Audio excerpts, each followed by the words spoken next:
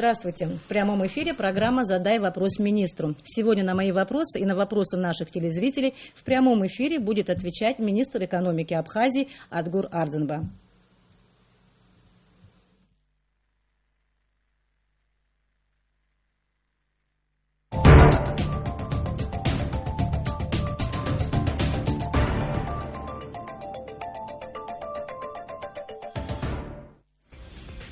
Ардзинба Адгур Амиранович родился 8 января 1981 года в городе Гудаута. Среднее образование получил в Башаран-колледже, поселка Цандрипш Гагарского района.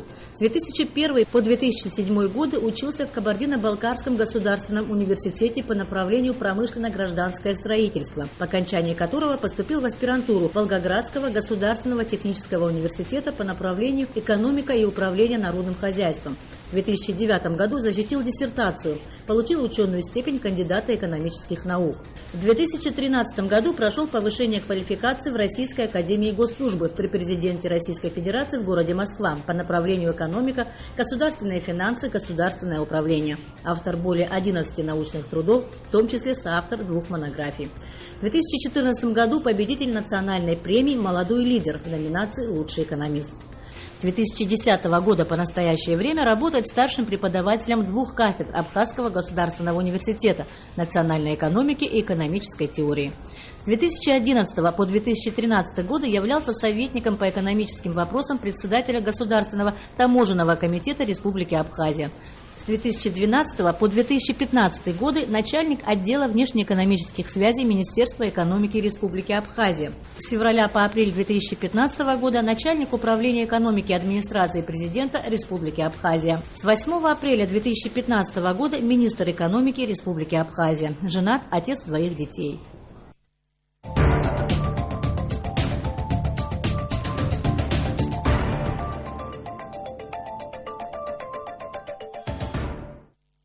Здравствуйте, Адгур Амиранович. Здравствуйте, добрый вечер. Адгур Амиранович, вы самый молодой министр в правительстве Абхазии. Думаю, нашим телезрителям будет интересно узнать о вас побольше, больше того, что мы сейчас увидели. Как вы шли к этому ответственному посту и что для вас значит быть министром правительства Абхазии? Спасибо. Ну, как было сказано в репортаже, я после окончания учебы, после того, как защитил кандидатскую, я вернулся в Абхазию, начал работу в Абхазском государственном университете. Тогда экономический факультет возглавлял мой старший товарищ Беслан Владиславович Барателли. Вот. Я приступил к работе на кафедре национальной экономики, потом параллельно начал работу на кафедре экономической теории. Дальше был направлен из университета на работу в качестве советника по экономическим вопросам в Государственный таможенный комитет. Занимался, значит, аналитическими вопросами, связанными с отчетностью статистических данных таможенных. Вот. Дальше я пришел работать в Министерство экономики в качестве главного специалиста. Тогда возглавлял Министерство Давид Акопов-Чародян, я к нему пришел, значит, сказал, что готов работать в министерстве. Мне была предложена работа в качестве главного специалиста в отделе внешнеэкономических связей. Ну, на протяжении короткого промежутка времени я возглавил этот отдел, работал в министерстве несколько лет, потом перешел на работу в администрацию президента, возглавил управление экономики администрации президента. Дальше мне было предложено президентом возглавить Министерство экономики. Действительно, это большая, серьезная, ответственная работа. Для меня достаточно это решение было тяжелым, но так как я уже говорил, я работал в Министерстве экономики, и коллектив Министерства экономики, если можно так выразиться, это моя вторая семья. Мне очень комфортно работать с этими людьми. Это достаточно такая молодая, энергичная команда. Средний возраст наших сотрудников от 26 до 30 лет. Поэтому действительно задачи стоят очень серьезные. Я надеюсь, что мы не подведем президента, не подведем наших людей. И с помощью, еще раз говоря, коллективе нашем, я думаю, что мы справимся с этими задачами. Спасибо. Сейчас в Министерстве финансов и Министерстве экономики ведется работа по сбору информации для закладки параметров бюджета на 2016 год. Президент ставит конкретную задачу значительно увеличить собственные доходы уже в следующем году. Помимо оптимизации налоговой политики и других инструментов, этого невозможно добиться без развития реального сектора экономики. В связи с этим вопрос: за счет каких мер планируется добиться роста реального сектора экономики? Да, действительно. В 2016 году. Да, действительно, вы правильно говорите. Президентом была поставлена четкая задача формировать бюджет следующего года с учетом всех резервов, которые у нас есть. Мы сейчас ведем работу по его поручению во главе с Зауром Артемовичем, председателем правительства. Буквально сегодня было такое промежуточное совещание по этому вопросу. Подводились итоги. Действительно, планируется достаточно серьезное увеличение доходной части бюджета Республики Абхазия. И в расходной части найдут отражение вопросы, связанные с поддержкой реального сектора экономики. То есть, можно сказать, если говорить простыми словами, впервые за много лет этот бюджет будет бюджетом развития. То есть там будут заложены в 2016 году существенные такие элементы развития. Что имеется в виду? Это в первую очередь меры по поддержке малого и среднего предпринимательства. Мы считаем, что на первом этапе надо делать упор именно на малое и среднее предпринимательство. В Министерстве экономики разработан закон о поддержке малого и среднего предпринимательства. Это еще при Николае Владимировиче Ачко он был разработан. Сейчас он дорабатывается, в ближайшее время тоже будет внесен. Более того, мы хотим выйти с инициативой к президенту и назвать следующий год годом абхазского предпринимателя. И вот тот закон, о котором я говорил, и те возможности, которые мы будем изыскивать в части расходов бюджета, должны быть и направлены на реальную поддержку. Сейчас эти механизмы дорабатываются. Я думаю, что к августу месяцу будет вся информация. Как раз мы к августу текущего года мы представим уже проект бюджета на 2016 год. То есть вы успеете к этому? Да, мы работаем в авральном режиме, но я думаю, что мы вполне справимся с поставленной задачей. Спасибо. Влияют ли проблемы развития российской экономики, которую мы сейчас наблюдаем, на экономику Абхазии и общую социально-экономическую ситуацию вообще в стране? Как вы Конечно, Российская Федерация является главным нашим стратегическим, политическим и экономическим партнером. И те процессы, которые происходят в российской экономике, они не могут не отражаться на нас. Вот буквально недавно я в составе делегации абхазской, мы принимали участие в Санкт-Петербургском экономическом форуме. Как раз там, на этой площадке, обсуждались проблемы российской экономики. Они действительно очень серьезные, но и решения уже найдены. Российская экономика выходит на новые рельсы, на новый путь развития. Что касается нашей части, конечно, это девальвация рубля, то есть снижение покупательской способности денежной единицы рубля, которую мы используем, мы же тоже в рублевой зоне находимся. Это инфляция, то есть рост цен, снижение инвестиционных бюджетов компаний, снижение покупательской способности российских граждан, потому что мы экспортируем свои товары в Российскую Федерацию, платежеспособность туристов, которые к нам приезжают. Это, конечно, есть отрицательные моменты. Но есть и положительные стороны, если можно так выразиться, То есть это в первую очередь, конечно, так как мы находимся в рублевой зоне, те товары, которые производятся на нашей территории, они более конкурентны за счет курсовой разницы. То есть импортные товары, которые ввозятся в Россию из третьих стран, они значительно выросли в цене за счет того, что доллар и евро, они выросли. Вот этому как раз свидетельствует о том, что у нас экспорт товаров в 2 раза увеличился по отношению к прошлым периодам. Да. Второй положительный элемент – это то, что туристы, российские граждане, которые в предыдущие годы планировали свой отдых, отдыхали в третьих странах, сейчас, конечно, опять же, за счет того, что валюты третьих стран подорожали сильно, они уже как бы выбрали направление или Крым, курорты Краснодарского края и Абхазия. Мы сейчас отмечаем рекордное количество туристов. Это видно по многим показателям. Поэтому, но эта тенденция, на наш взгляд, будет продолжаться и в следующем году тоже. То есть мы знаем, что буквально на днях санкции Евросоюза в отношении России были продлены на год. Соответственно, и Россия применяет контрсанкции. То есть эта тенденция будет продолжаться. И наша задача сегодня вот те преимущества, если можно так выразиться, использовать максимально эффективно, чтобы вот тот скачок, который у нас сегодня благодаря этому происходит, превратить этот скачок в возможность стабильного развития экономики, да, устойчивого развития. То есть нам быстро надо как бы адаптироваться к этой ситуации. Мы этим сейчас занимаемся. Мы сейчас поддерживаем много направлений, связанных с экспортом товаров и диверсификацией туристического продукта. То есть в этом направлении работа идет, и влияние, безусловно, есть. Скажите, пожалуйста, вот вы говорите, есть положительное, отрицательное. Если вот как бы получится так сравнивать их, да, что будет больше? Возможно такое, что, допустим, отрицательные явления вот в связи с кризисом в экономике России, да, задавят и нас?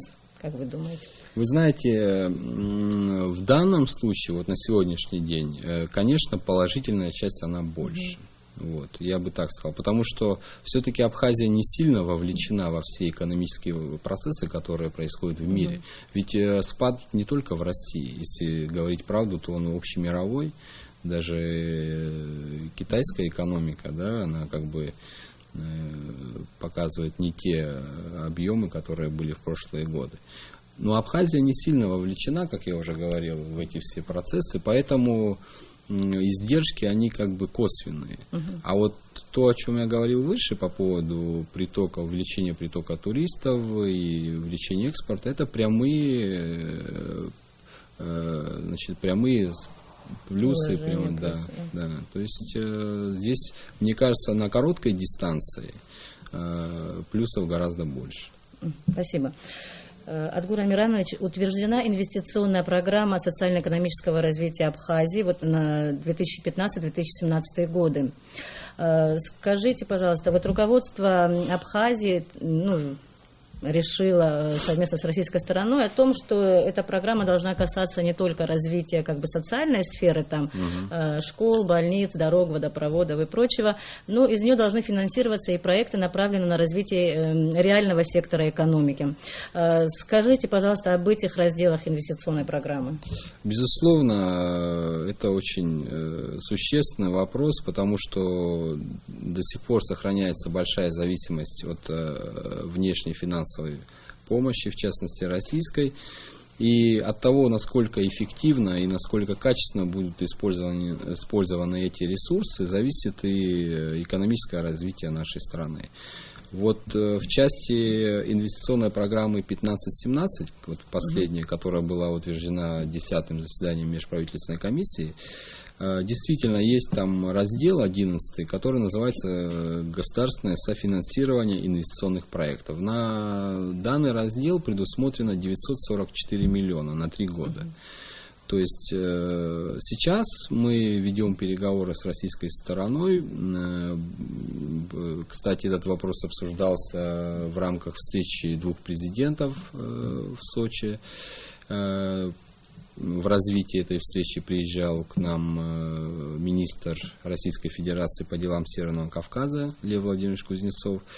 На днях должны приехать главы департаментов профильных. Мы сейчас прорабатываем вопрос на то, чтобы переориентировать вот эту сумму на поддержку, опять же, малого и среднего бизнеса.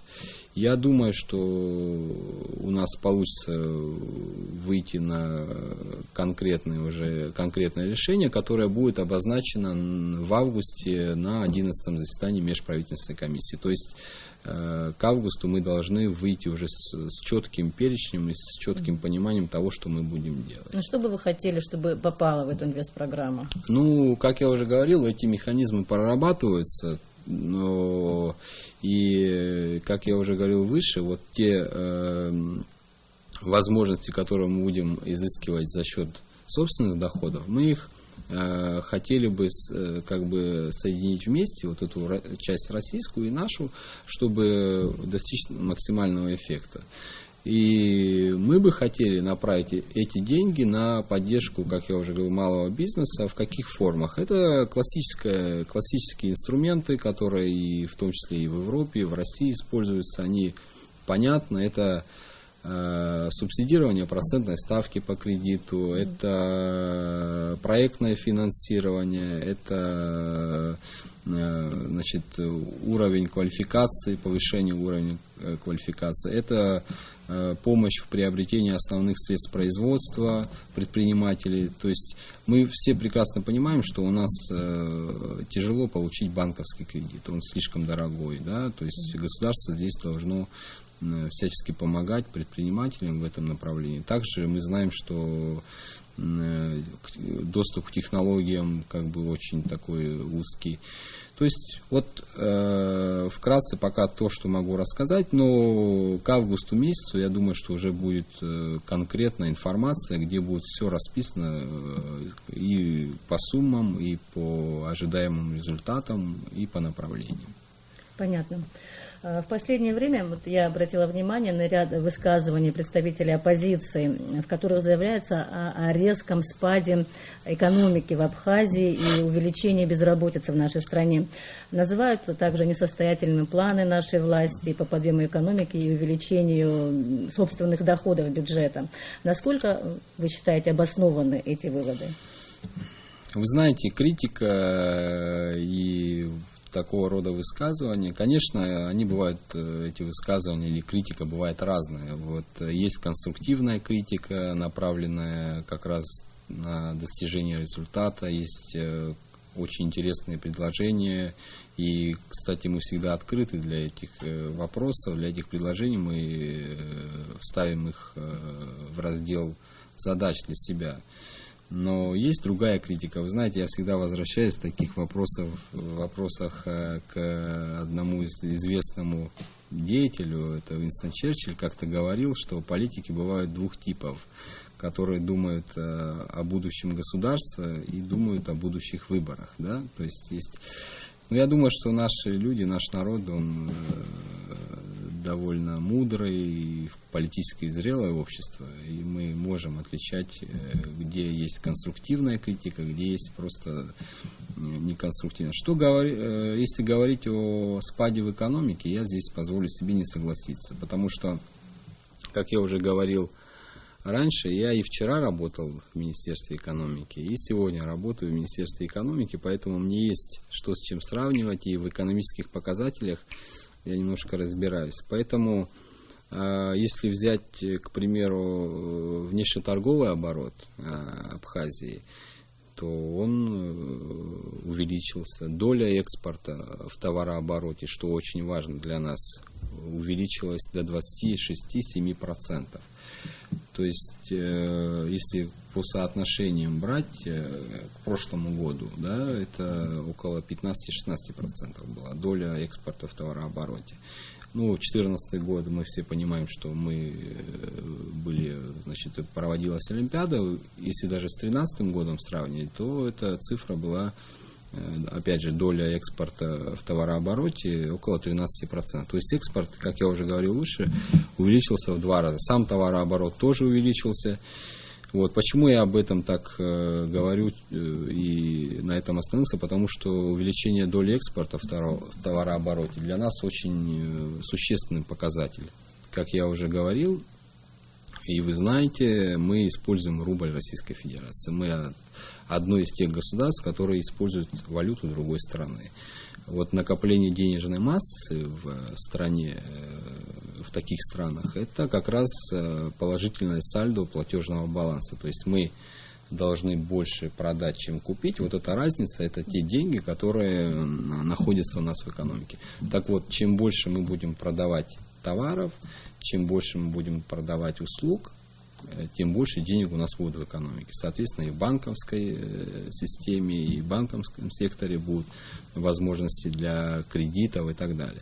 Если говорить о текущем курортном сезоне, да, сейчас у нас практически разгар курортного сезона по показателям, опять-таки, да, вот я к спаду, то вот два основных таких у нас государственных объекта – это Новоафонская пещера и Рицинский национальный реликтовый парк. Но показатели по отношению к прошлым периодам, вот на Новоафонской пещере увеличение в 100 раз, то есть 2 раза увеличились объемы поступлений. Если говорить о Рицинском национальном парке, то за май, июнь неполный, так как июнь еще не закончился, сумма составила в порядка 41-42 миллиона рублей. Если сравнивать с прошлым годом, эта сумма была порядка 9 миллионов рублей, если я не ошибаюсь. В 2013 году была еще меньше, около 7 миллионов. То есть увеличение в 4 раза. Да? И вот это всего лишь несколько показателей, которые я привел, и говоря о них, говорить о экономическом спаде не приходится. Это еще при том, что финансовые средства, поступающие из Российской Федерации, по сравнению с прошлыми периодами, гораздо ниже. То есть даже при этом мы удерживаем экономику на стабильном уровне, даже демонстрируем рост, что достаточно вселяет оптимизм. А что касается безработицы, все-таки есть какие-то данные? По безработице сложно говорить, потому что у нас все-таки со статистикой и регистрацией безработных немножко обстоит ситуация сложно. Но если говорить конкретно о безработице или о снижении объемов строительства, да, вот если на этой части остановиться, да, действительно объемы строительства, они сократились. Вот трудно говорить, сколько наших граждан было задействовано в этих процессах. Я просто приведу одну цифру, чтобы было понятно. В прошлом году, если мне не изменяет память, привлеченными работниками, то есть это Узбекистан, Таджикистан, Армения, Молдова и так далее, то есть так называемые гастарбайтеры, было перечислено из Абхазии в прошлом году порядка 700 миллионов рублей. То есть эти деньги зарабатывали. Я не говорю, что на этих строительных работах были привлечены только гастарбайтеры. Да, действительно, объемы строительства сократились.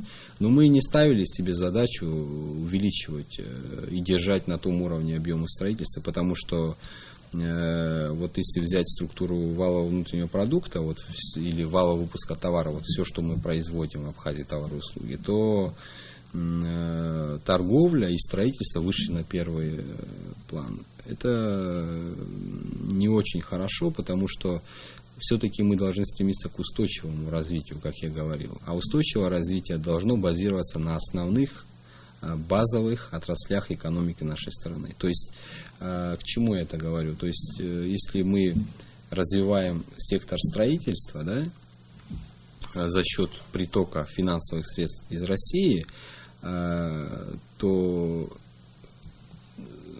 финансовый источник может прекратится, и этот сектор резко падает. То есть и все заняты в этом секторе, то есть это торговля строительных материалов, то есть импорт строительных материалов. Все как-то связаны. Да, то есть это вся эта сфера страдает. Поэтому нашу экономику, вот то, о чем мы с вами говорили, надо направлять, и мы сейчас этим занимаемся, на устойчивое развитие. Вот развивать именно те отрасли, которые мало подвержены вот таким вот скачкообразным явлениям. И именно малое и среднее предпринимательство мы рассчитываем на большую роль в этом.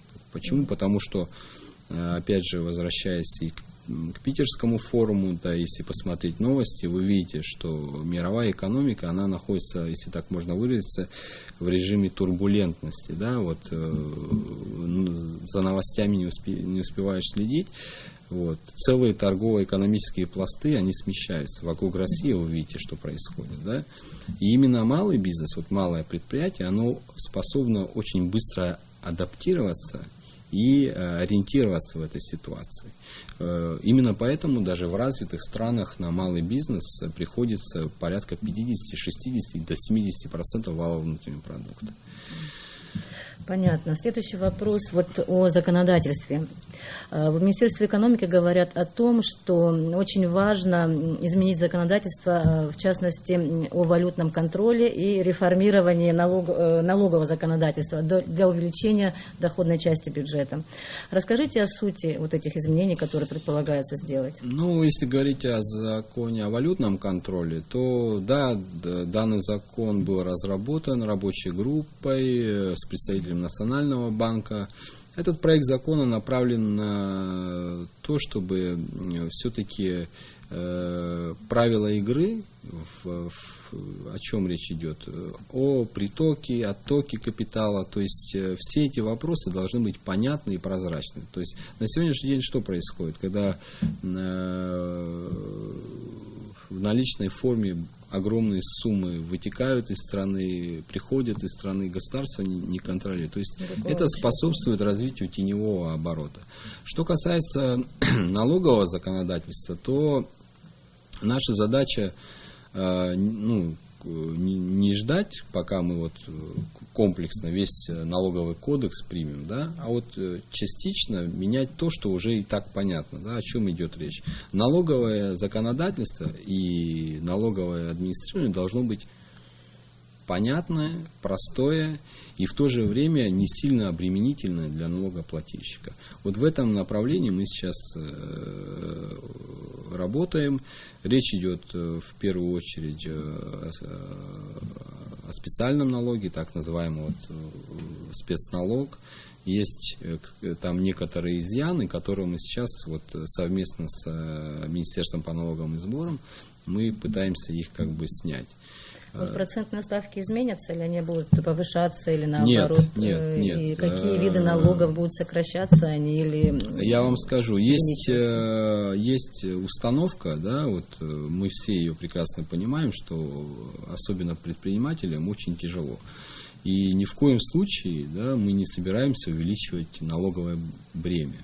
Более того, у нас есть прекрасный закон об упрощенной системе налогообложения, проект закона. Пока мы его не запускаем, потому что параллельно с ним необходимо еще разработать другие нормативно-правовые акты, чтобы он принес максимальный эффект.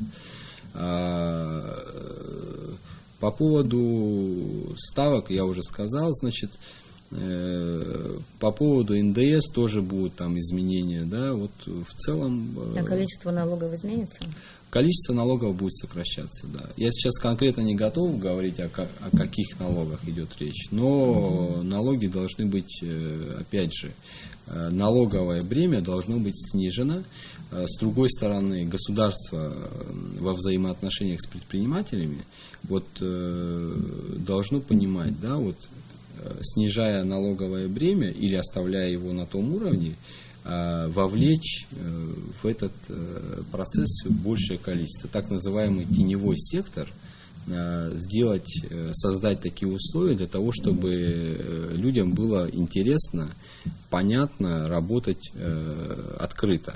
Но это только одним изменением в налоговом законодательстве этого не добиться. Да? Тут то, о чем я говорил раньше, когда государство уже со следующего года, и уже, кстати, в этом году, да, вот те 200 миллионов, о которых говорил недавно и президент, и Беслан Владиславович Парателя, это как раз направлено на поддержку малого бизнеса. То есть со стороны государства идет поддержка, и предприниматель, особенно малый предприниматель, он понимает, что для того, чтобы эту поддержку получить, не надо ничего скрывать.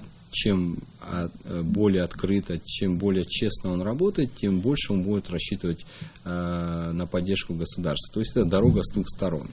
Понятно. Адгур Амиранович, общепринято, что залог развития – это инвестиции. Какие практические шаги уже осуществляются и что государство может в ближайшее время сделать для того, чтобы инвестиционный климат в Абхазии стал более привлекательным? И какие гарантии для инвестора может дать государство? Что делается в этом направлении?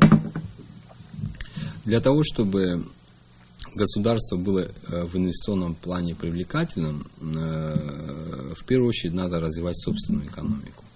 Если говорить о инвестиционной привлекательности, то, что делает государство сейчас, ну, вы знаете, не так давно был принят новый закон об инвестиционной деятельности, в котором очень четко все расписано, какие гарантии, какие преференции, какие, значит, приоритеты развития. Далее мы сейчас при Министерстве экономики, у нас есть отдел внешнеэкономической связи, да. Вот, сейчас там новые ребята, перед ними поставлена задача сделать, вот они сейчас уже этим занимаются, буквально на следующей неделе уже запланирован ряд встреч с главами администрации. Необходимо понимать хорошие инвестиционные истории, когда инвестор приехал, вложил деньги, у него все хорошо, он зарабатывает деньги, и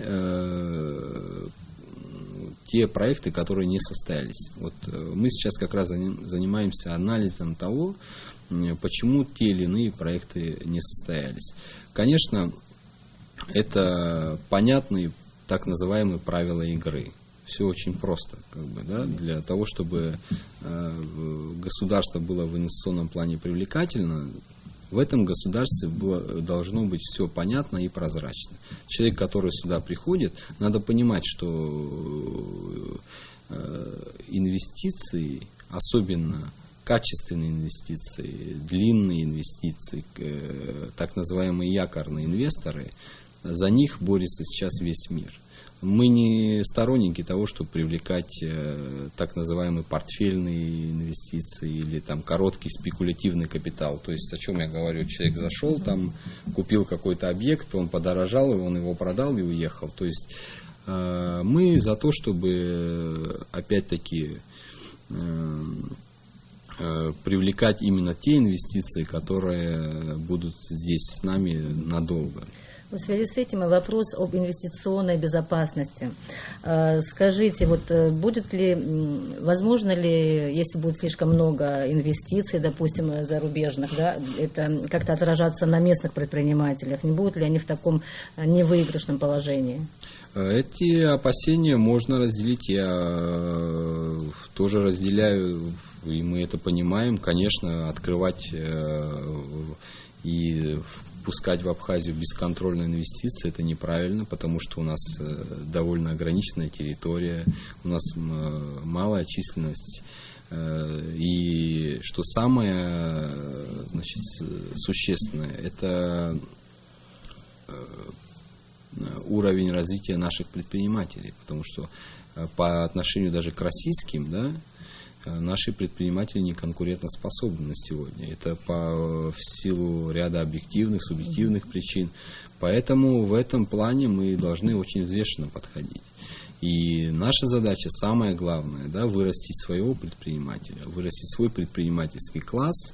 И говоря об инвестициях, мы должны понимать, что речь не только о внешних инвестициях. Любые деньги, которые направляются на расширение бизнеса, на создание нового, это инвестиции. Внутренние инвестиции для нас более привлекательны.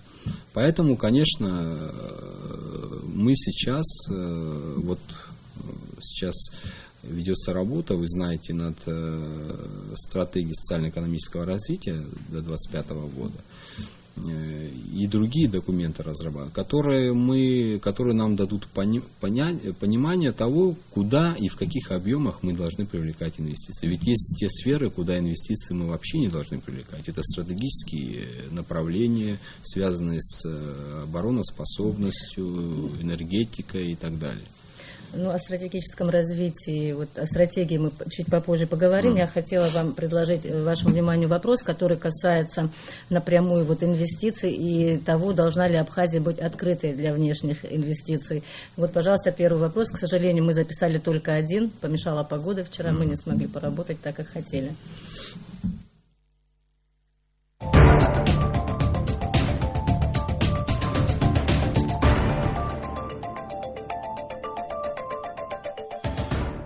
Наша компания Yalkem Group, которая в Стамбуле развита, большой бизнес-план там, который развивается, они хотят очень большие вложения в Абхазию сделать, но нам это запрещают. Не знаю почему, почему. Вот обращаемся, чтобы получить ответ, почему не разрешает нам вложить инвестиции. Интересный вопрос, на самом деле, я впервые об этой компании слышу, но мне трудно говорить сейчас о том, кто запрещает данному предпринимателю или этой компании развивать бизнес. Насколько мне известно, таких ограничений никто не ставит. Поэтому я готов встретиться прямо в понедельник, вот в 9 утра, жду этих предпринимателей. Если есть действительно какие-то препятствия, мы готовы оказать содействие. И я думаю, что если там действительно так, как было заявлено в вопросе, то мы окажем полное содействие, все будет нормально. Спасибо. Сейчас немножко сменим тему, поговорим о перспективах развития банковской системы в нашей стране в связи с тем, насколько банковская система Абхазии готова для того, чтобы помочь нашей экономике развиваться. Ну, вы знаете, что вы об этом скажете? Банковская система, она не может развиваться без развития экономики. Также экономика не может развиваться без банковской системы. То есть это должны быть параллельные движения. Если взять отдельно банковскую систему, то какая основная задача банковской системы? Это кровеносная система страны в экономическом плане. Да? И банки должны аккумулировать свободные денежные средства, то есть, вот, условно скажем, есть какие-то запасы, да, у людей, кто-то копит какие-то деньги на покупку, но вместо того, чтобы держать эти деньги дома, он ложит это все как бы на счет в своем банке. Эти деньги аккумулируются в банковской системе и направляются в наиболее перспективные направления экономики. В нашем случае, опять же, возвращаясь к тому, что мы используем валюту другой страны, ситуация более сложная. То есть наш национальный банк, несмотря на то, что в законе о национальном банке это записано, эмиссию осуществлять не может. То есть дефицит ликвидности, он дает о себе знать. Вот если взять мою работу в качестве министра, если вот все вопросы, по которым обращаются к нам министерство в процентном соотношении, 90% связано с тем, чтобы помочь финансово в плане развития бизнеса, привлечь кредиты и так далее. В стране острейший дефицит финансовых средств, ликвидности. Да? И здесь банковская система – это тот инструмент, который должен оказать большое влияние на это. Но опять же, для того, чтобы он, этот сегмент оказал влияние, он должен быть наполнен ликвидностью.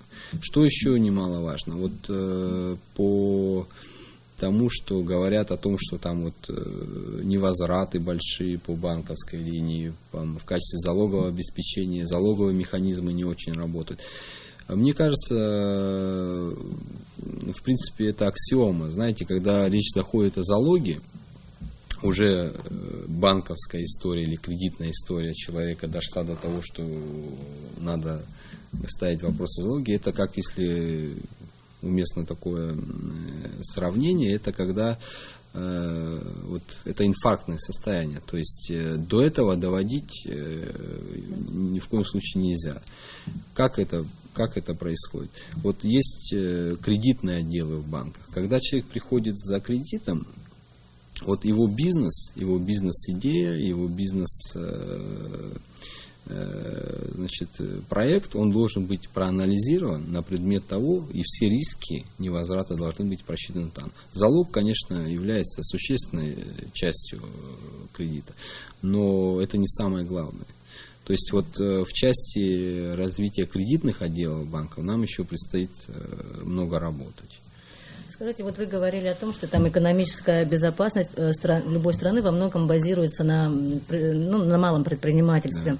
А что необходимо сделать для поддержания малого бизнеса в нашей стране? Что планируете вы делать? Ну, я уже говорил выше, но, как вы правильно сказали, даже не малый бизнес. Вообще предпринимательство, да, самый ценный актив – это люди в любом государстве. И вообще самая главная задача государственной экономической политики – это благосостояние граждан. Вот как достичь этого благосостояния, вот это более сложный вопрос. И поэтому, если говорить о мерах по поддержке малого бизнеса, мы должны понимать, что, еще раз говорю, наши предприниматели находятся в очень тяжелом положении. Те предприниматели, которые сумели в этих тяжелых условиях выбраться, создать свой бизнес, самодостаточно развиваться, да, самозанятость, это большое, огромное спасибо и низкий поклон. Поэтому государство тут в качестве поддержки снижение административных барьеров. Это очень важно, потому что сегодня предприниматели сталкиваются с некоторыми необоснованными административными барьерами. У нас, кстати, мы создали правовой отдел в Министерстве экономики, который вот сейчас как раз занимается исследованием этих вопросов. Уже выявлено ряд проблем, которые не вписываются ни в какую логику. Это когда предприниматель для того, чтобы зарегистрировать предприятие, ему надо ходить в 3 разных ведомства, в 4 разных ведомства по очереди, чтобы эту очередь не перепутать. Когда это можно сделать в одном месте и упростить процедуру. Опять же, то же самое касается, когда предприниматель отчитывается, создает балансы. Там, опять же, в экономический отдел района. Ну, кроме административных барьеров, что допустим, это преодолеется и так далее. Вот что Министерство экономики разрабатывает для поддержки малого предпринимательства? Я уже говорил выше, это 4 базовых направления, которые должны быть наполнены, конечно, финансовыми ресурсами. И источник финансовых ресурсов, я уже говорил, это увеличение доходной части, значительная часть будет направлена в следующем году на поддержку. И если нам удастся выйти на взаимопонимание с российскими коллегами, эти деньги тоже будут приобщены к этому делу. Вот 4 основных направления. Это субсидирование процентной ставки, то есть кредит, заемные средства, которые наши предприниматели будут брать в банках, государство отчасти мы планируем, да, это как бы не окончательно, но это мы планируем, будет субсидировать, то есть кредиты будут дешевле, это очень важно.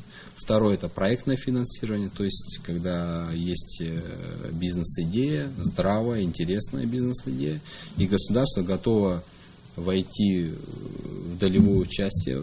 То есть есть бизнесмен, который имеет какую-то часть этого бизнеса или имеет какие-то средства, но ему не хватает для того, чтобы он дальше развивался. Государство может зайти к нему,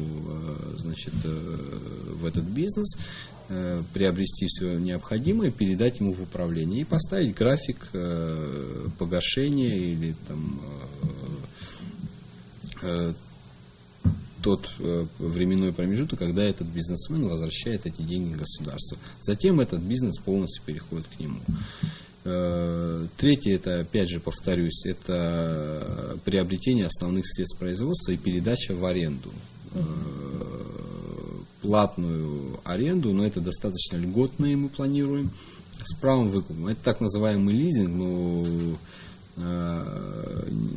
это будет гораздо проще, да, то есть мы планируем это сделать гораздо проще. То есть если говорить о сельском хозяйстве, то это оборудование малой механизации, условно скажем, да, человек, который трудится на селе и не имеет возможности единоразово собрать деньги и купить, условно скажем, мини-трактор, государство может приобрести и передать ему в аренду. Мы думаем, что это даст определенный эффект. Если на сельском хозяйстве останавливаться, для нас очень важно развитие именно предпринимательского на селе. Почему? Потому что вот есть разные мнения, там надо централизованно закупать, это тоже правильно, но сегодня время другое. Вот если вспоминать советское время, когда на селе люди выращивали определенные культуры, сдавали их и потом получали какие-то деньги, на сегодня этого будет недостаточно, потому что тогда образование было бесплатным, здравоохранение было бесплатным, транспортные услуги были гораздо дешевле. Сейчас сельчанам гораздо тяжелее. И поэтому наша задача на селе вот сформировать такой класс предпринимателей, который производит продукт, условно скажем, который ложится прямо на полку. И добавленная стоимость максимально формировалась на селе. То есть о чем идет речь? Вот для примера, просто для сравнения, вот есть предприниматели, насколько я понимаю, это индивидуальные предприниматели в селе Дурипш, они производят компоты. Вот, если вы встречали, в наших магазинах, вот в городе Сухум, в частности, эти компоты представлены. То есть предприниматель в селе уже производит готовый продукт и поставляет его, вот наша задача, да? Не чтобы просто он выращивал овощи или там фрукты, это тоже хорошо, но чтобы у него был готовый продукт, который приносит ему больше денег.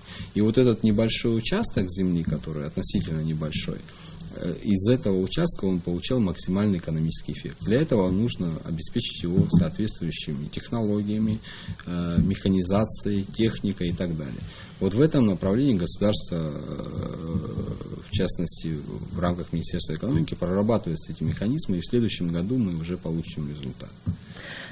Скажите, на следующий вопрос касается теневой экономики. Как государство, как Министерство экономики, в частности, планирует как бы избавиться от такого явления, как теневая экономика? Ну, Министерство экономики – это не тот орган, который как бы прямо должен бороться с теневой экономикой, но, тем не менее, это, конечно, входит в орбиту нашей непосредственной деятельности. Для того, чтобы теневая экономика исчезла в Абхазии, ну, теневая экономика, вы знаете, она есть везде в мире. То есть уровень этой теневой экономики, это уже где-то более высокий, где-то низкий. В нашем случае, по нашим данным, это достаточно высокий уровень. Что для этого нужно сделать? Я уже говорил об этом. Это дорога с двух сторон. Государство идет навстречу, помогает, поддерживает те меры, о которых я говорил. Предприниматели понимают, что понятные, прозрачные правила игры и тоже выходят из тени. То есть, когда предпринимателю будет удобно жить по закону, никакого смысла нет прятаться. Конечно, будут усиливаться и административный контроль, это неизбежно. Вот именно дорога с двух сторон. Вот. Понятно. Совсем недавно в России была создана инвестиционная группа. Она будет заниматься кредитованием бизнеса в Абхазии. Рабочей группы при Министерстве экономики было отобрано 5 проектов. По-моему, сейчас вот недавно добавилось еще 2 проекта. 3, да. Даже 3, да, под российское кредитование. Расскажите, по каким критериям был сделан отбор и почему именно на них пал выбор? Ну, это хороший вопрос. Во-первых, я хотел бы воспользоваться случаем и сказать еще раз. Министерство экономики не выдает кредиты. То есть, еще раз говорю, если мы одобрили этот проект, это одобрили, во-первых, не Министерство экономики, это комиссия, я сейчас более подробно расскажу, но это не значит, что эти люди получили уже деньги, мы им выдали кредиты. Это значит ровно то, что эти проекты направлены в Москву на рассмотрение дальше. Решение окончательное, выдать кредит, работать с этим бизнесменом или нет, принимается в Москве. Что касается, почему именно они, потому что есть положение о порядке отбора, которое было утверждено в Министерстве экономики с привлечением экспертов, рабочей группы. Вы знаете, в ее состав входит 8 человек. Председатель Дмитрий Николаевич Сериков, вице-премьер, который курирует экономический и финансовый блок, значит, ну и непосредственно я, министр финансов, министр сельского хозяйства, депутаты парламента, и если говорить о депутатах парламента, и как бы это решение принимается коллегиально. В соответствии с тем положением, которое было принято, есть определенные критерии, которые пришли к нам из Москвы. Это требования российских кредиторов. То есть для того, чтобы привлечь кредит, нужно понимать вот эти базовые вещи. Ведь речь идет о довольно крупных суммах, понимаете? Если... То есть там платежеспособность, ответственность. Конечно, конечно. Во-первых, это окупаемость. В нашем случае, для нас, да, для нашей рабочей группы, очень важен вопрос того, что он соответствует приоритетным направлениям. И мы, в принципе, те проекты, которые более или менее соответствуют этим критериям, да, мы как бы их обсуждаем. Есть там достаточно много проектов, но они, к сожалению, пока не соответствуют. Это не значит, что вот мы их отложили и никогда к ним возвращаться не будем. Со всеми с ними мы выстраиваем работу. Все, кто может, кто хочет, он дорабатывает эти проекты. Эта программа рассчитана на 3 года, как минимум. Это не значит, что вот сегодня мы отобрали эти проекты и все, на этом закрылось. Нет, эта работа мы надеемся, что она будет продолжаться. Самый главный критерий, самый главный вот для оценки, чтобы было понимание, это опыт ведения данного бизнеса. Вот там есть критерий, как минимум 10% своих средств. Вот эти 10%, ну или больше, желательно, чтобы они формировались в этом бизнесе. То есть человек, который уже этим бизнесом занимался. Вот он сформировал какую-то часть и хочет идти дальше. Вот о чем идет речь. Понятен ваш ответ, спасибо. Об абхазских перспективах в связи с реализацией политики импортозамещения в России. Скажите, что мы можем продавать в России, что мы можем выставить, скажем так, на российский рынок? Ну, как я уже говорил выше, уже сегодня мы увеличили экспорт в 2 раза. Это как раз связано с тем, что на российском рынке возникает определенный дефицит или подорожание. На перспективу, да. Дело в том, что проблема в чем? В том, что если говорить о сельхозпроизводстве, у нас, к сожалению, нет централизованных поставок. Любой предприниматель, там, российский, неважно какой, если говорить о сетях, довольно крупных таких организациях, они хотят, и это справедливо, они хотят качества, они хотят стабильность поставки, и они хотят гарантированные объемы. Вот мелкие хозяйства, которые у нас есть, они этого качества и тех критериев не могут достичь самостоятельно. Вот наша задача, мы сейчас этим занимаемся. Кстати, вот недавно был такой презентован проект по созданию такой, если можно так выразиться, государственно-частного партнерства, о том, что там вовлечь 100 хозяйств, приобрести за счет государственных средств, условно скажем, теплицы и создать единую управляющую компанию, которая будет эти теплицы раздавать крестьянам, которые будут выращивать продукцию, и управляющая компания по рыночной цене будет. Это не значит, что тот, кто получил эту теплицу, обязан продавать сюда. То есть будут создаваться выгодные условия для того, чтобы крестьянин продавал в эту управляющую компанию, а это под единым брендом будет уходить уже централизованно в Россию.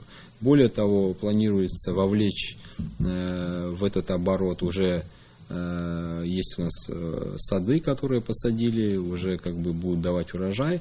Все это должно идти централизованно под единым брендом. И вот этим мы как раз сейчас занимаемся. Я думаю, что уже к концу этого года и в следующем году мы уже получим первый такой эффект значительный. Понятно, спасибо. В последнее время часто говорят о необходимости структурных реформ в государстве. Какие условия должны быть для того, чтобы реформировать экономику? Скажем, такой общий вопрос. Да? Созданы условия, какие должны быть условия для реализации реформ в экономике, экономические реформы? Какая модель экономического развития является наиболее удобной, приемлемой для Абхазии? Смотрите, если говорить о экономических реформах, мы должны исходить из главного принципа. В принципе, мы из него и исходим. Абхазия – это единственное место на Земле, где абхазский народ может реализовать свои политические, экономические и другие возможности. Другого места на Земле у нас нет. Вот политика государства в экономическом плане должна быть направлена максимально на то, чтобы защищать экономические интересы нашего народа. Для этого, я уже говорил выше, мы видим на первом этапе это поддержка малого и среднего предпринимательства. Наша задача достичь того уровня развития, когда вот если говорить, к примеру, о валовом внутреннем продукте, да, ведь если по последним данным, если мне не изменяет память, около 27 миллиардов рублей ВВП в Абхазии, это в пределах $2000 США на душу населения. Это достаточно низкий показатель. Вот. Среднемировой около $10 тысяч США. То есть для того, чтобы выйти на среднемировой, в 5 раз надо. Но очень важно для нас, чтобы вот в формировании ВВП, то есть вот все, что производится в Абхазии, да, не как сейчас, если говорить о самых крупных налогоплательщиках, это вот Аквафон в пределах 300 миллионов рублей в год, там Амобайл около 160-170, сейчас могу ошибиться, Вина и воды Абхазии. Если взять 10 самых крупных налогоплательщиков Абхазии, на них приходится более 50% доходной части бюджета. Это ненормально. То есть наша задача сформировать такую экономику, где доля малого и среднего бизнеса будет значительно выше. То есть не создавать крупные предприятия, да, а чтобы экономика, она вот сбалансированно развивалась. Понятен ваш ответ. Как вы оцениваете практическую значимость, вот говоря о стратегии экономического развития, да, исследовательских работ на тему экономического развития, например, стратегии экономического развития до 2025 года. Есть ли в Абхазии условия для ее успешной реализации? Вообще, какое у вас видение стратегического развития экономики Абхазии? Ну, так как я непосредственно являюсь, не знаю, можно ли так сказать, куратором этого проекта по поручению президента, конечно, мое видение и видение Министерства экономики, оно находит отражение в этой работе. Практическое значение этой работы я оцениваю высоко, потому что для того, чтобы двигаться вперед, надо понимать и видеть свою перспективу на годы, хотя бы на 10 лет вперед. Да, да, есть масса мнений о том, что да, в условиях того, что отсутствует там статистика, исходные данные, тяжело прогнозировать.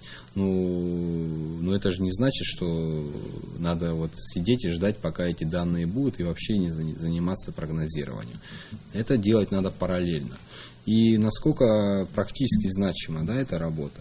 Очень важно здесь понимать, что этой работой занимаются наши ученые, наши специалисты. Там в эту работу вовлечены не только ученые, в эту работу вовлечены все органы государственной власти,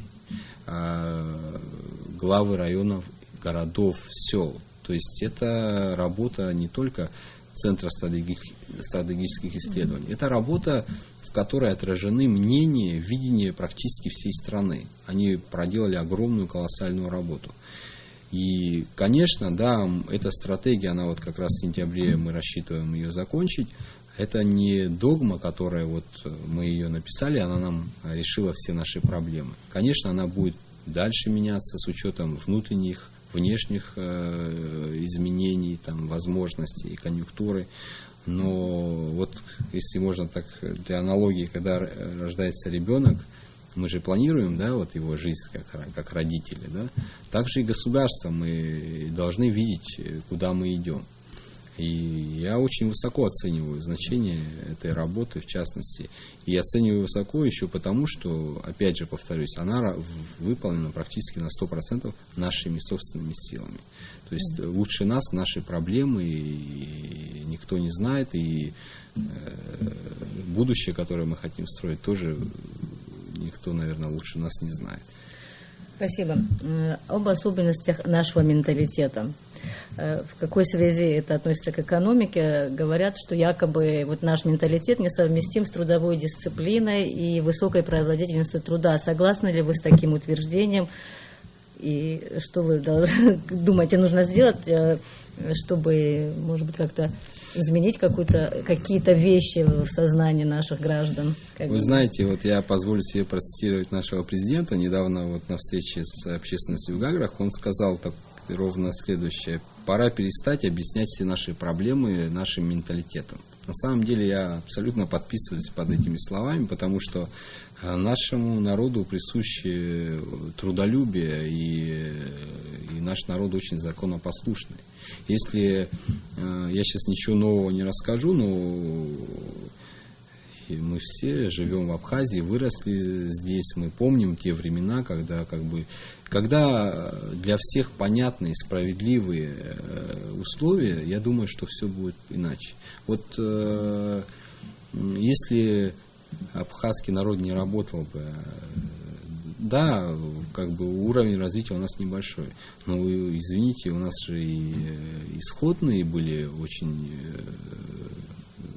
Все сейчас возвращаться в исторический экскурс делать, наверное, не стоит, но мы все помним войну, послевоенную блокаду.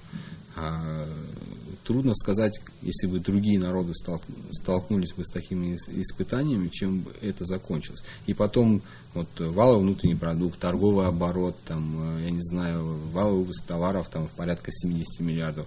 Кто это все делает, если не абхазский народ? И про то, что есть какие-то там ментальные особенности, конечно, есть, но это у кого их нет. Но вот и опять же, я верю в то, что не просто это вера, да, и это подкрепленное фактами. Вот буквально за последние полгода, вот как Беслан Владиславович стал председателем Национального банка, мы так и в жизни друзья, да, по работе тесно общаемся. Вот те кредиты, которые были оформлены за эти полгода, вот есть же миф о том, что кредиты не возвращают. И все кредиты, которые были оформлены, они качественно обслуживаются, все платят вовремя, возвращают вовремя. О чем это говорит? О том, что, кстати, была статья, по-моему, Изида Терентьева написала, миф о том, что кредиты не возвращаются, развеян. Действительно, это так. Это уже показывает практика. Если подходить к этому вопросу прозрачно и понятно, наши люди очень даже трудолюбивые. А как вы оцениваете трудовые резервы вот в Абхазии? Способны наши резервы поднять нашу экономику? Вы знаете, наши резервы достаточно велики, но проблема в чем? В том, что уровень квалификации кадров очень низкий. Это связано с тем, что, опять же, с теми проблемами, о которых я говорил выше. И, кстати, вот по мерам поддержки, о том, о чем я говорил, мы планируем в следующем году значительную часть средств направить на повышение квалификации. Это может быть выражено в каких-то образовательных мероприятиях, может даже в выездах в другие страны, в соседние государства Российской Федерации. В Российской Федерации есть довольно успешные регионы. То есть вот если добавить к тому, что у нас есть вот уровень квалификации, то я думаю, что мы справимся с теми задачами, которые перед нами стоят. Расскажите, пожалуйста, о планах Министерства экономики на 2016 год. Каковы будут приоритетные направления? Ну, очень приоритетные для нас все направления, потому что, опять же говорю, перед нами стоят такие серьезные задачи. Вот. Ну, если говорить о Министерстве экономики в частности, какая отдельная, да, структуре, то если говорить по отделам, то, конечно, это то, о чем я говорил, поддержка малого и среднего предпринимательства. Этим сейчас и правовой отдел наш занимается, и внешнеэкономический отдел, практически все отделы вовлечены в эту работу. Дальше перед нами стоят задачи по координации деятельности, связанной с инвестиционной программой. Мы создали отдел торговли, который сейчас будет заниматься мониторингом цен и вообще вопросы, связанные с торговлей, да, потому что эти вопросы всех интересуют. Знаете, мы сейчас первые данные, вот я буквально там несколько месяцев, да, как министр, и вот за эти месяцы те данные, которые мы получаем по росту цен, и мы сравниваем цены исходные там, на оптовых базах, условно скажем, в России, на оптовых здесь и в рознице. И потом как бы по месяцам. Цифры, конечно, иногда не очень утешительные. Не хочется там уходить в регулирование цен, углубляться в этом вопросе, но проблемы есть, и мы вот как раз на днях собираемся подписать соглашение с профсоюзом работников торговли. Дальше, какие направления, значит, внешнеэкономические связи, как я уже говорил, они занимаются сейчас плотно вопросами, связанными с инвестиционным климатом в Абхазии. Более того, мы сами для себя определили, так взяли несколько показателей методологии Doing Business, так называемой, да, условия ведения бизнеса в Абхазии, чтобы для того человека, который собирается приезжать в Абхазию заниматься бизнесом, было понятно, во сколько это обходится, что надо сделать и так далее. То есть отдел этим тоже занимается. Мы как раз, я думаю, что до конца года у нас будет такой хороший результат. Что немаловажно, мы создали управление координацией государственных предприятий, которое сейчас активно занимается работой с подведомственными нашими предприятиями. И вот мы попросили, написали письмо в контрольную палату Республики Абхазия. Кстати, большое спасибо, они быстро отреагировали. Сейчас идет проверка всех подведомственных наших предприятий на предмет эффективности использования государственной собственности. Уже выявлены ряд таких существенных нарушений. Сейчас, наверное, говорить пока рано, но потом комплексно, когда будет информация, мы ее озвучим. Написали письмо в развитие вот этого управления координации, если говорить. Написали письмо в Министерство финансов для того, чтобы они направили контрольно-ревизионное управление КРУ для того, чтобы проверить деятельность этих государственных предприятий. Почему я на этом так акцентирую свое внимание? Потому что я считаю, что мы не можем ставить перед бизнесом, частным бизнесом, да, не имея морального права говорить о налоговой ответственности, социальной ответственности, если наши государственные предприятия не используются, мягко скажем, эффективно. Этому мы положим конец, этого уже не будет. И вот у нашего подразделения Министерства экономики сейчас этим занимается. Эдгур Амирович, извините, скажите, пожалуйста, о том, как сейчас идет отношение, как развиваются межведомственные соглашения, работа вот между двумя ведомствами России, Министерством экономики России и Министерством экономики Абхазии. Вкратце, пожалуйста. Ну, время заканчивается, я понимаю. Взаимоотношения достаточно плотные. Вот по приглашению приезжали специалисты Института макроэкономических исследований при Министерстве экономического развития Российской Федерации. Ими был разработан паспорт социально-экономический паспорт Абхазии. По линии, значит, программ поддержки малого и среднего предпринимательства тоже сотрудничаем с профильными департаментами. Значит, не только с Министерством, значит, экономического развития, с Министерством по делам Северного Кавказа очень плотные, значит, у нас связи. Буквально в понедельник должен приехать их представитель. Также, вы знаете, у нас межрегиональные, я имею в виду регионы Российской Федерации, большое идет сейчас тесное, очень интенсифицировались эти процессы. Кстати, вот поездки президента, визиты президента и премьер-министра в эти регионы, они очень такую... Итоги, результаты. Да, хорошие результаты, потому что очень активно вовлекаются во все эти вопросы представители власти этих регионов. Вот буквально я уже говорил о экономическом форуме, где мы были, да, в составе делегации, премьер-министр возглавлял. Признаюсь честно, у нас даже не было времени, даже вот, как говорят, на экскурсии, да, посмотреть. У нас встреча за встречей, то есть за нашим премьер-министром как бы выстраивалась очередь, мы встречались и с губернатором, там не только губернатором, весь блок там Тульской области, Орловской области в развитии их визита, да, с представителями Татарстана, разных госкомпаний, то есть очень живой интерес к Абхазии. Были конкретные договоры какие-то заключены или какие-то контракты? По линии Татарстана, значит, очень интересно, я хочу вам рассказать, прямо на площадке форума Татарстан получил, как у них там называется такая награда, как №1 регион в России по уровню развития, по, что немаловажно, по темпам, да, они действительно №1. И мы с ними договорились о том, что они на первом этапе, да, о чем шла речь, о том, что наши сотрудники, кого мы посчитаем нужным направить, они готовы их обучать, показывать свой опыт. Это очень важно для нас, потому что это, опять же говорю, это лидирующий такой регион России. И мы в ближайшее время с удовольствием воспользуемся этим предложением. Подводя итог, хочу задать еще один вопрос.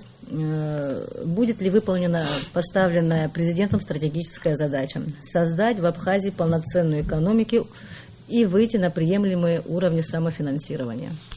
Такая задача. Вот, наверное, самодостаточная экономика имеется в виду. Вы знаете, я сейчас не знаю, можно ли говорить об этом. Вот говоря об этом вопросе, когда президент позвал, предложил мне как бы возглавить Министерство экономики, мы с ним долго общались, и меньше всего мы говорили, как ни странно, или как бы о том, что вот, как использовать или там увеличить финансовую помощь, да? Меньше всего мы говорили об этом. Говорили о том, что именно за счет своих собственных ресурсов, своих собственных средств выйти, как я уже говорил, на устойчивое развитие. Я абсолютно уверен, что у нас это получится. Если бы я в этом не был бы уверен, то я бы вряд ли согласился пойти на эту работу. Я еще раз повторюсь, что если вот те планы, которые мы перед собой ставим, это непростые как бы там задачи, понятно, да? Эти задачи просчитаны. И если мы сумеем реализовать их, в течение 2 ближайших лет экономическая ситуация в стране существенно изменится. Там будут ощутимые результаты. Будем надеяться, посмотрим, увидим. Да. После короткой заставочки, после короткой перебивки мы перейдем к вопросам, которые пришли к нам на электронную почту.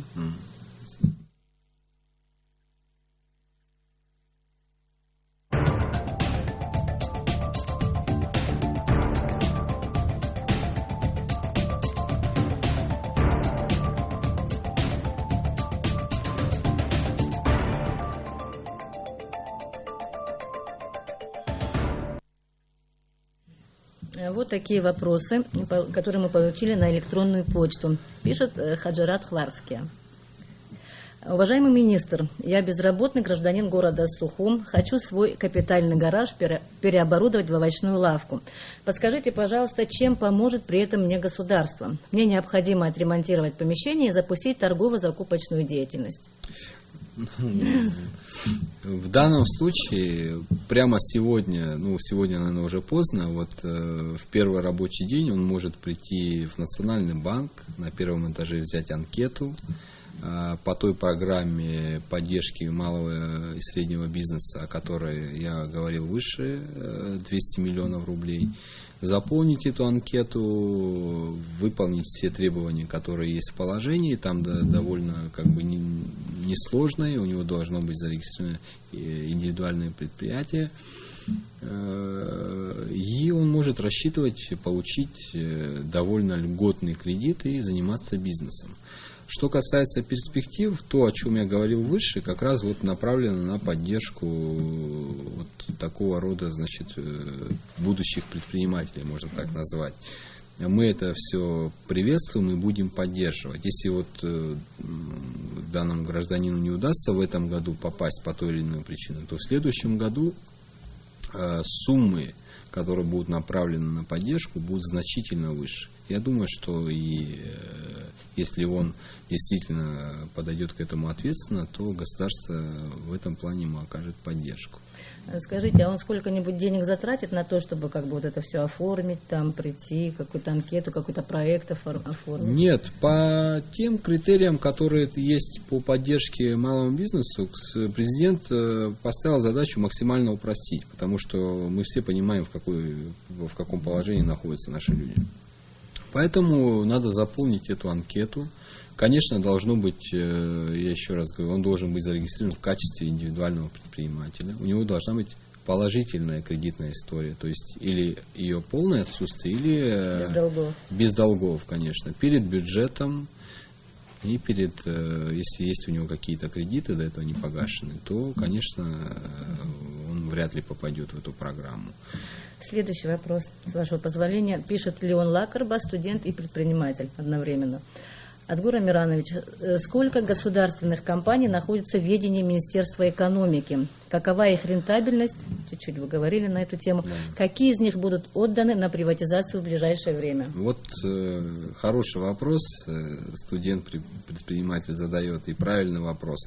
Как я уже говорил, это 23. Но из них действующих 9, остальные законсервированы. Там есть предприятия, которые в городе Тхуарчал, в Чимчирском районе, к сожалению, они в период войны сильно пострадали, и сейчас тяжело говорить о том, что их быстро можно восстановить. Но те, которые работают, по ним сейчас, как я уже говорил, ведется очень плотная работа. В них занято свыше почти 600 человек. Рентабельность и эффективность по некоторым из них оцениваю очень плохо. Будем предпринимать соответствующие меры. Всем должно быть понятно, что так дальше не пойдет. Я вам один небольшой пример. Не буду называть это предприятие. Все в свое время это будет известно. Когда руководитель предприятия сдает в аренду площадя этого предприятия на зарегистрированного индивидуального предпринимателя на своего родственника по условно низкой цене. А дальше тот предприниматель сдает по рыночной цене. И вся маржа остается у этого индивидуального предпринимателя. И что самое плохое, долги по этому предприятию, этот руководитель умудряется приходить и просить у государства. То есть такое ощущение, что человек находится на вражеской территории, он максимальный ущерб хочет нанести государству. Так дело не пойдет. Понятно. Что касается, я поняла, вы закончили? Да, закончил. Скажите, пожалуйста, о второй части этого вопроса, что будет еще отдаваться на приватизацию и будет ли вообще?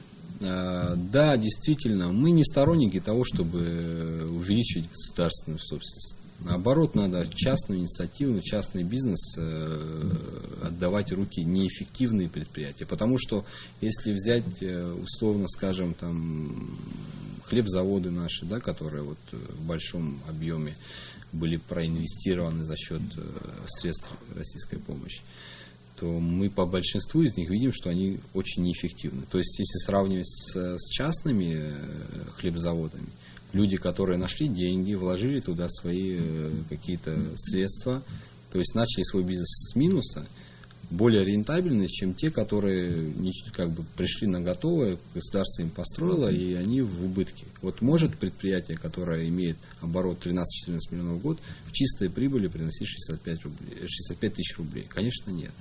То есть это мы будем привлекать на конкурсной основе и отдавать или в аренду, или приватизировать. То есть сейчас вы не можете назвать какие-то конкретные предприятия? Конкретно вот это предприятие в следующем году мы будем приватизировать, я не могу сказать по молочному заводу. Сейчас идут переговоры с инвесторами, потенциальными инвесторами, которые планируют зайти туда и начать работу. Если будет достигнута договоренность, взаимопонимание, это будет вот такая первая, значит, ласточка, это Пятигорский молочный завод. Вот наш сотрудник давал интервью, об этом уже говорил. Там они предполагают расширить линейку и полностью переоборудовать это предприятие. То есть вот этим как раз сейчас мы сегодня занимаемся. Спасибо, Адгур Амиранович. Спасибо, что пришли на нашу программу, ответили на наши вопросы. Всего доброго. До следующих встреч. Спасибо вам большое, что пригласили. Спасибо за очень интересные вопросы. До свидания. До свидания. Напоминаю, что в нашей программе принимал участие министр экономики Абхазии Адгур Ардзинба. В следующую пятницу в программе «Задай вопрос министру» на мои вопросы и на вопросы наших телезрителей ответит министр труда и социального обеспечения Республики Абхазия Сурен Кирселян. Присылайте свои вопросы министру на электронную почту по адресу вопрос.министру@gmail.ru. А также вы можете задать министру видео вопрос. Запись будет проходить каждый четверг с 6 до 7 часов вечера. А на сегодня это все. Смотрите нас в следующую пятницу. Всего доброго. До свидания.